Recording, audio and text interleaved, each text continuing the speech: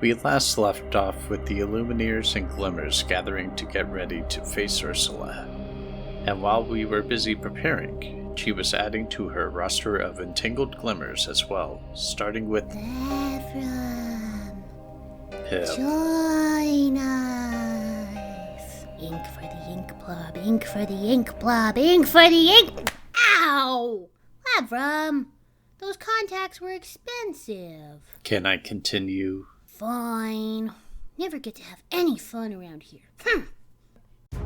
Anyways, she has a large roster of Entangled Glimmers starting with Minnie Mouse Wide-Eyed Diver, who is the first and best of the Entangled Glimmers according to Ursula. This proves that Ursula was using her entangling powers as far back as Rise of the Floodborn. The one we already knew of from the initial trailer of this set is Bruno Madrigal, Unspeakable Seer. Ursula mentions how his talents have been useful, probably making prophecies at her demand and wanting to know of the threats to come. Speaking of, while we had our suspicions about the enchanted artworks for Ursula's return, it turns out our suspicions have been confirmed by Shane Hartley on Instagram that these are glimmers that she was keeping an eye on either for the threat they posed, if they would join her entangled army, or other things to come. Perhaps in tandem with Bruno's vision, she continued to seek out these glimmers. One in particular I feel Ursula felt posed a threat, Anna, which is why she reached out and had someone guide this glimmer to her, and she eventually ended up with Anna ensnared sister. However, I think Hans has brought her the wrong Anna, as this is not True-Hearted, a very distinctly Dreamborn version of Anna.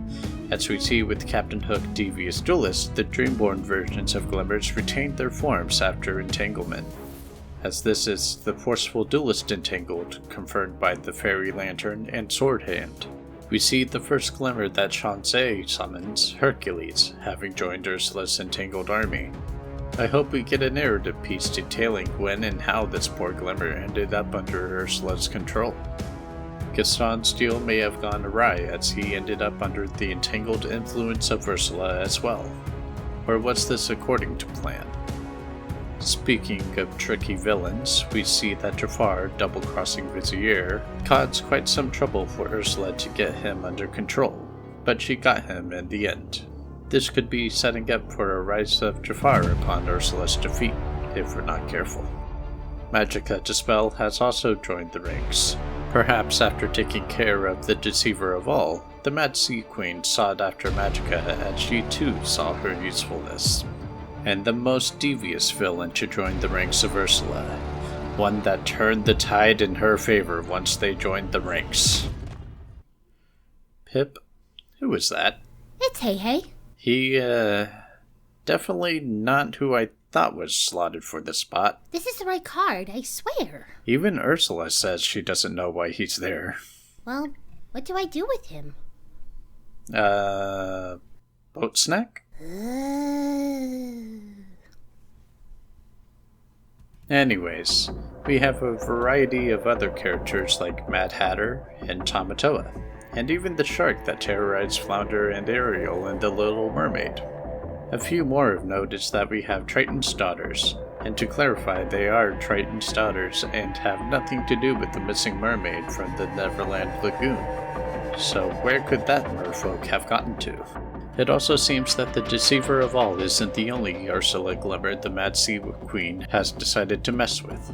While this was going on, Ursula Vanessa was working on winning Garrick over and turning him into her husband. However, it seems that the Mad Sea Queen may have interfered with that and converted him into an entangled glimmer on their wedding day. Whoops. Now, after having gone through her team of entangled, how exactly did she get them? In my full story video, I theorized it was through Floodsome and Jetsome, and I was partially correct, I think. We see that she encourages us to take a look into her cauldron. She has contracts ready to go, and that Jetsome can sway even the most stubborn of glimmers. Now, how are these eels convincing glimmers to go to Ursula?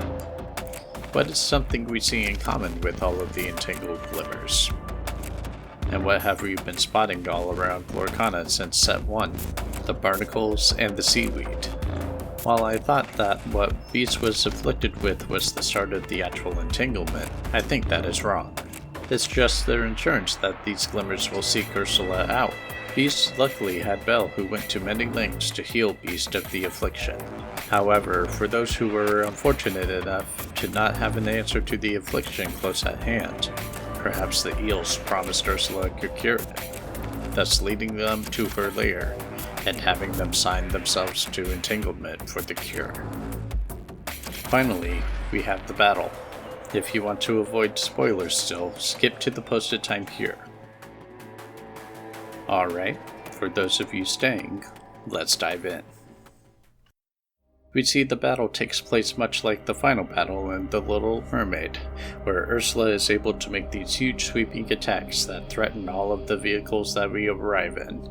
We see ships and ink runners caught in waves and storms, even electrical type blasts coming from the Trident for us. But the Glimmers hold strong and eventually land a fortunate hit that breaks the Trident.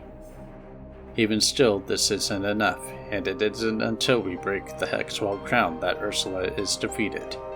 But after the battle, it seems we only recover half of the Hexwell crown. Could the other half have been lost at sea in the skirmish? Or had someone else recovered it? Only time would tell. But I do not think that this is the last time that the crown will make its appearance in Lorcana. We'll have to keep this half safe to avoid that, hopefully. That's all there is to Deep Trouble. I feel like we'll be seeing a lot of the aftermath of the battle in the next set, and build up to what the next threat may be. Be sure to like and subscribe, as the Lorecast is just around the corner, and I'll be sure to go over it soon. Till next time, where I'll see you on the next page. On the next page.